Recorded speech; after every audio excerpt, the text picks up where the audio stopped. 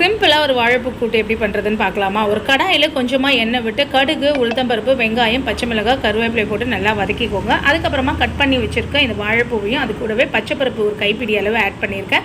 அதை வந்து நம்ம 10 மினிட்ஸாவது ஊற வச்சுருக்கோங்க. அதுக்கப்புறம் உப்பு, மஞ்சள் தூள் போட்டு தேவையான அளவு தண்ணி ஊற்றிக்கிறேன். கூட்டு மாதிரி வேணும்னா கொஞ்சம் நிறைய தண்ணி ஊற்றணும். பொரியல் மாதிரி வேணும்னா கொஞ்சம் கொஞ்சமாக தெளித்து பண்ணலாம். பட் நான் ஸ்கூலுக்கு கிளம்புறதுனால தெளித்து பண்ணுற அளவுக்கு எனக்கு டைம் இல்லை.